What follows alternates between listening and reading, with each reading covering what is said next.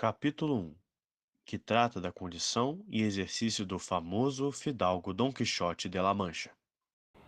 Num lugar de La Mancha, de cujo nome não quero lembrar-me, havia não há muito um fidalgo, dos de lança encabido, adarga antiga, rocim fraco, galgo corredor, passadio olha seu tanto mais de vaca do que de carneiro, as mais das ceias, restos de carne picados com sua cebola e vinagre, aos sábados outros sobejos ainda somenos, lentilhas sextas-feiras, alguns convitos de crescença aos domingos consumiam 3/4 do seu haver. O remanescente levavam no saio de velarte, calças de veludo para as festas, com os seus usos de pantufos do mesmo. Para os dias de semana, o seu velório do mais fino. Tinha em sua casa uma ama que passava dos 40, uma sobrinha que não chegava aos 20, e um moço da pousada ou de porta fora, tanto para o trato do rocinho como para o da fazenda. Orçava na idade o nosso fidalgo pelos 50 anos. Era rijo de complexão, seco de carnes, enxuto de rosto, madrugador e amigo das caças. Querem dizer que tinha o sobrenome de Quijada ou Quesada, que nisto discrepam algum tanto os autores que tratam na matéria. Ainda que, por conjecturas verossímeis, se deixe entender que se chamava Quijana. Isto, porém, pouco faz para a nossa história. Basta que, no que tivermos de contar, não nos desviemos da verdade nem um tio. É, pois, de saber que este fidalgo, nos intervalos que tinham de ócio, que eram os mais do ano, se dava a ler livros de cavalaria, com tanta afeição e gosto que se esqueceu quase de todo exercício da caça e até da administração de seus bens. E a tanto chegou sua curiosidade e desatino neste ponto, que vendeu muitos trechos de terra de semeadura para comprar livros de cavalaria que lê, com o que juntou em casa quantos pôde apanhar daquele gênero. Dentre todos eles, nenhuns lhe pareciam tão bem como os compostos pelo famoso Feliciano de Silva, porque a clareza da sua prosa e aquelas intrincadas razões suas lhe pareciam de pérola, e mais quando chegava a ler aqueles requebros e cartas de desafio, onde em muitas partes achava escrito: a razão dá sem razão, que a minha razão se vai, de tal maneira a minha razão enfraquece, que com razão me queixo da vossa formosura. E também quando lia: os altos céus que de vossa divindade divinamente com as estrelas vos fortificam e vos fazem merecedora do merecimento que merece a vossa grandeza. Com essas razões, perdia o pobre cavaleiro o juízo, e desvelava-se por entendê-las, desentranhar-se o sentido, que nem o próprio Aristóteles o lograria, ainda que só para isso ressuscitara. Não se entendia lá muito bem com as feridas que Dom Belianes dava e recebia.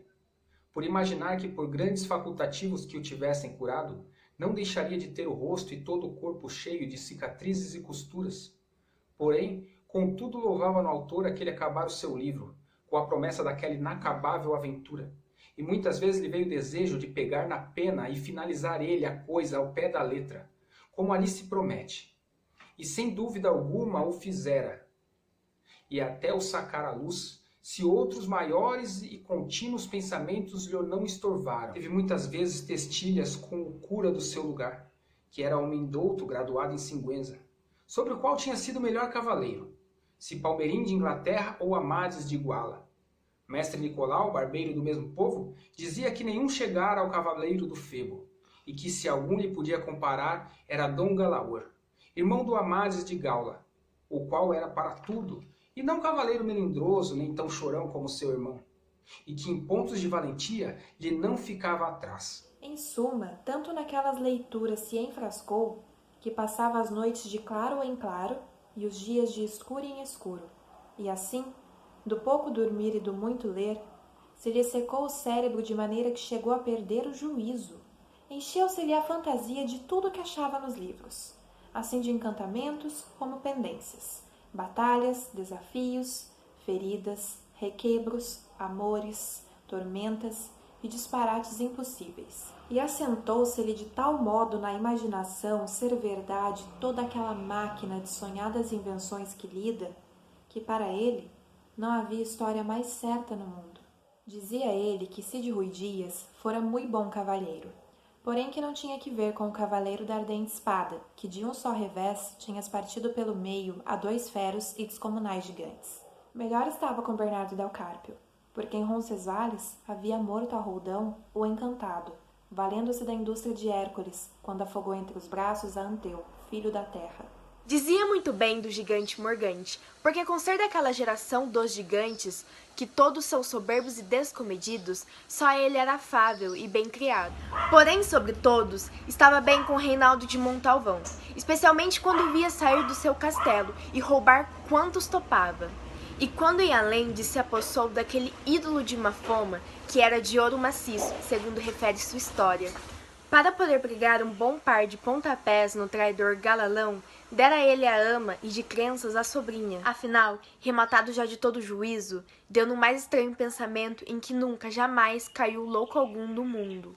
E foi, parecer-lhe convinhável, assim para aumento de sua honra própria, como para proveito da república, fazer-se cavaleiro andante e ir-se por todo o mundo, com as suas armas e cavalo, a cata-aventuras. E exercitar-se em tudo que tinha lido, se exercitava os andantes da cavalaria, desfazendo todos os gêneros de agravos e pondo-se em ocasiões e perigos, donde levando-se a cabo, cobrasse perpétuo nome e fama. Já o coitado se imaginava coroado pelo valor de seu braço, pelo menos no império de Drapsonda, e assim com esses pensamentos de tanto gosto, levados do enlevo que neles trazia, se deu à pressa a pôr por obra o que desejava.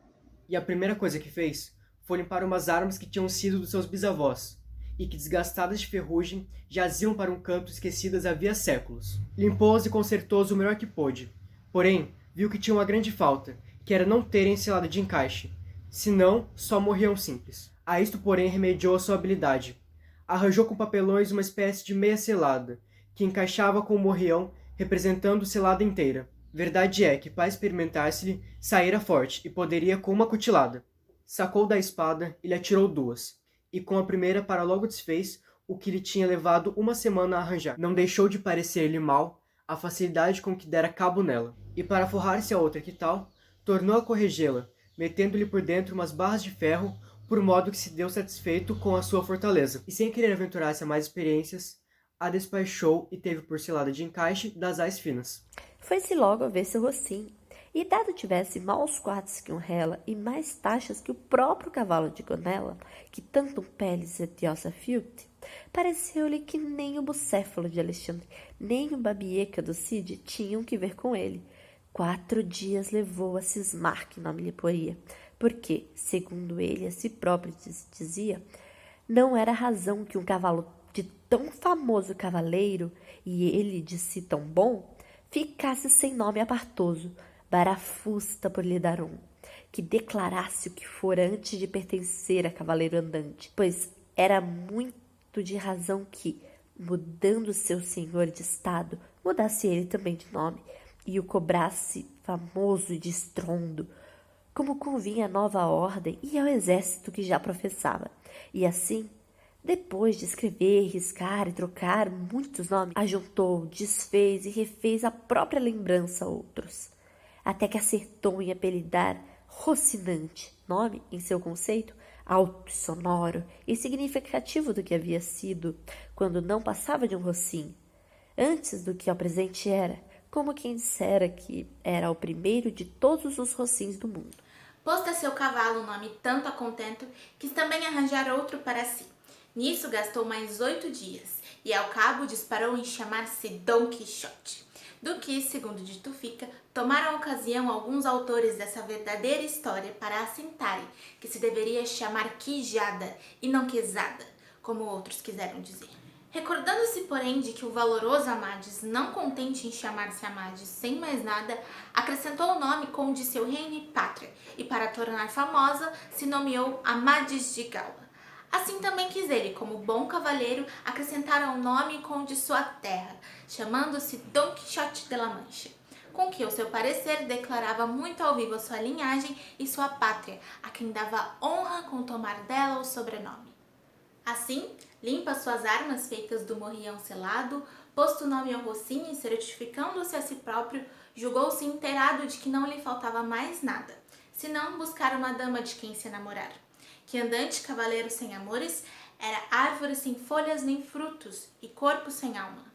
Dizia ele entre si: temos que, por mal de meus pecados ou por minha boa sorte, me encontro por aí com um gigante, o que de ordinário acontece com um cavaleiro andante, e o derribo de um reencontro. Ou parto em dois, ou finalmente o venço e rendo. Não será bem ter a quem mandá-lo apresentar, para que ele entre e se lance de joelhos para minha preciosa senhora, e lhe diga, com voz humilde e rendida: eu, senhora, sou o gigante Caraculhambro, senhor da ilha Malindrambia, a quem venceu em singular batalha o jamais dignamente louvado cavaleiro Dom Quixote de La Mancha, o qual me ordenou para que me apresentasse perante vossa mercê, para que a vossa grandeza disponha de mim como foi servida. Como se alegrou o nosso bom cavaleiro de ter engenhado este discurso, e especialmente quando atinou com quem pudesse chamar de sua dama. Foi o caso, conforme se crê, que num lugar perto do seu havia certa moça lavradora, de muito bem parecer, de quem em tempos ele havia namorando, até onde, segundo se entende, ela nunca o soube nem de tal desconfiou. Chamava-se Aldonça Lourenço, a este que a ele bem pareceu dar o nome de Senhora de seus pensamentos, buscando-lhe um nome que não desdissesse muito do que ela tinha e ao mesmo tempo desse seus ares de princesa e grande senhora. Veio chamá-la de Dulcinea del Toboso. E por ser El Toboso, a aldeia de sua naturalidade, nome este, em seu entender, musical, peregrino e significativo, como todos a si e as suas coisas também já haviam posto.